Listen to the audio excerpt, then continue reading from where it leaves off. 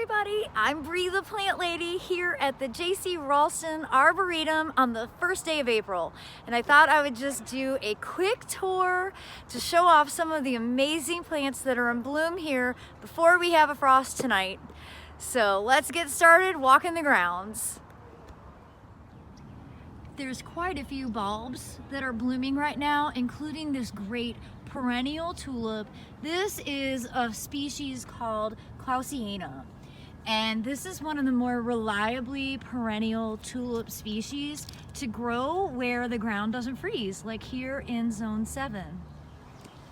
Undeniably, one of the best plants this spring has been Lorapetalum, and honestly, I've often sort of disregarded this plant because it gets sheared into weird meatballs.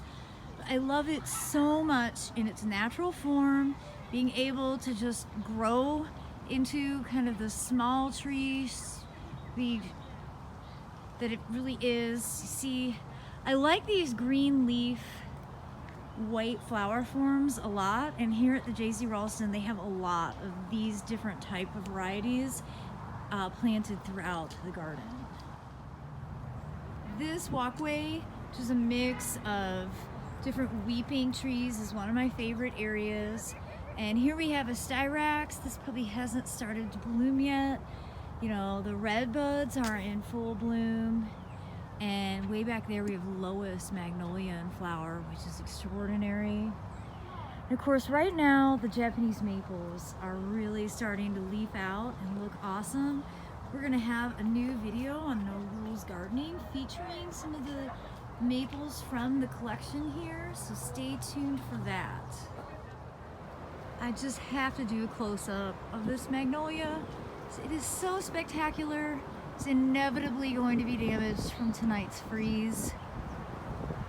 But what a special moment to get to enjoy it right now.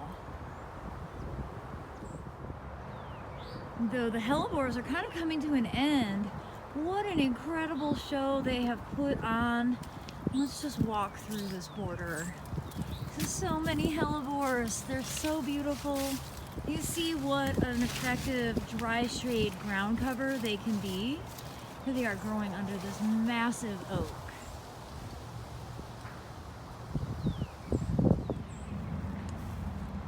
The Raulston Arboretum is really well known for a lot of different plant collections, including Viburnum and magnolias, but also redbuds. There's redbuds flowering everywhere you look, different hybrids, different species. It's a really great place to be able to learn more about the genus Cercis.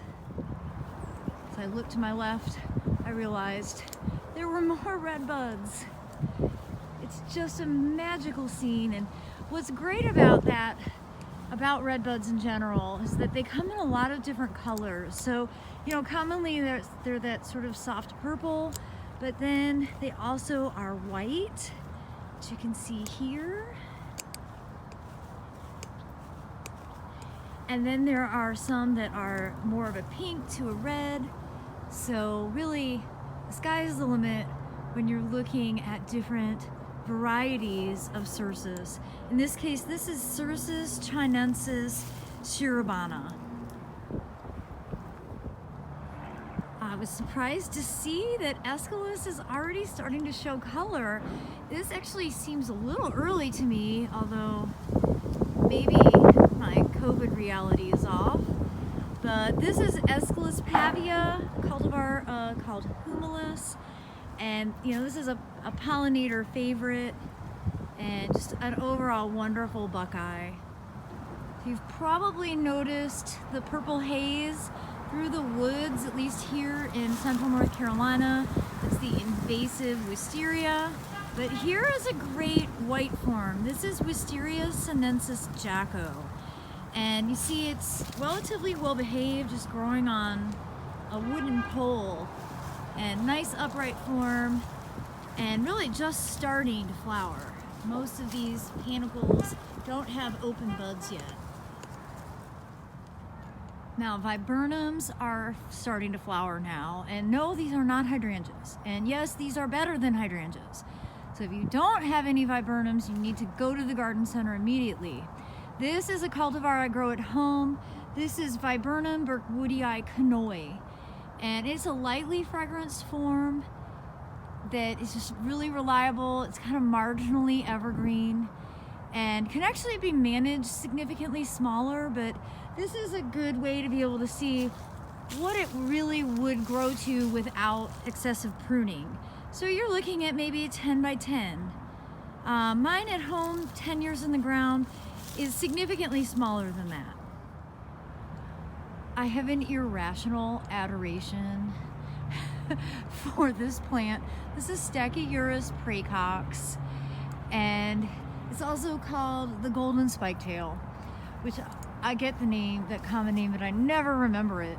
But let me get on this side so you can see the full extent of this glorious plant. It's so elegant. This really is its season to shine. These long panicles of flowers that attract a wide array of different pollinators.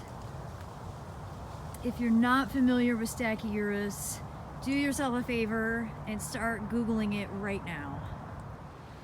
We're at one of my all-time favorite spring blooming shrubs, and I am here with the person who found this plant, Tim Alderton from the J.C. Raulston Arboretum. Tim, tell us, what is this plant? This plant here is Stachyurus Carolina parakeet, and actually I'm not the only one who found it. My first assistant and I, James Lale, and I spotted the mutation on another plant, Stachyurus magpie, and we took cuttings and we rooted this. And so it has variegated foliage that gives it, you know, seasonal interest all summer. But this is the golden, what is its common name? I'm not even sure. Maybe lizard's tail, I think. I don't remember what we call them. Stachyurus. Just learn the botanical names. Exactly. It's not a good one. But the parent of this magpie had white edged leaf with a green splotch down the middle. This has a green edged leaf with a chartreuse splotch down the middle and some red in the veins, which gives it the colors that you've ever seen if you had ever got to see a live Carolina parakeet, which are extinct. Well, it's overall an awesome plant that everybody in zones, what, 7 to 9? 7B. I have some friends in just a little bit further north that they can grow it as a foliage plant only. You can't, it won't flower for much further north than this. All right, 7B to zone 9, consider Stachyurus. Takes up some room, so give it the right amount of space so that you can enjoy this incredible spring show. Thanks, Tim. You're welcome. So every time I come to the Arboretum, I find a new plant to be obsessed with. And this time, it's right here. This amazing prunus that's called the green flowering prunus. And let's see. Yucan is its cultivar name. And this actually roots from tip cuttings really easily, so I'm gonna make sure that I get this propagated later this spring because I can't live a happy life without this plant. All the rest of our cherries have basically finished for the season, but this one is in full flower, and I feel really grateful to get to experience it today before we have our 28 degrees hit tonight. Here in the perennial border, we've got a gorgeous dark flowering Lorapetalum and another fantastic deciduous magnolia, full bloom. And it's just amazing how this border changes so dramatically. And I just want to show, it's so nice that the Arboretum is open to the public. They're open from like 12 to 4:30 daily now. And there are so many people here. I keep running into friends. And it's just such a great reminder of what a community, what this particular garden does to create a sense of community. And I'm so grateful for it. This Lorapetalum is the coolest thing ever.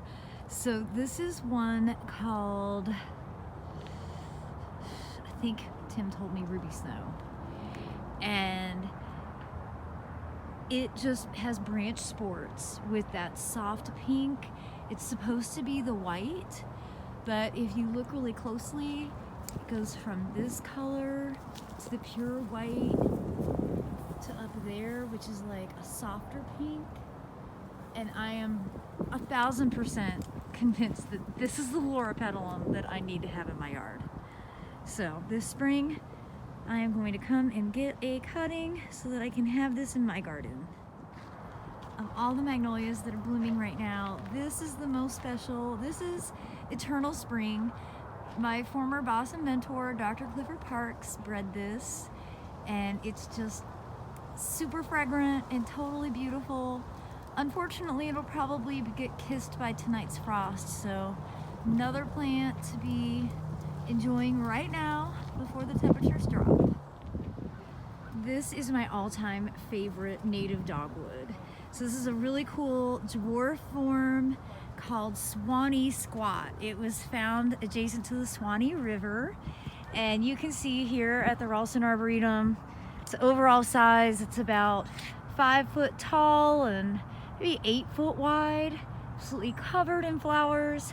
It roots really easily from cuttings, and this is again on my list for propagating this spring when I do the propagation masterclass with Joe Lampole. So here we have Magnolia Coral Lake, and I love this juxtaposition here on a staircase so that you can really get up into the treetop and see these beautiful flowers. Beautiful day here at the JC Raulston Arboretum, and I thank you all for watching this quick spring tour. Happy first day of April, everyone.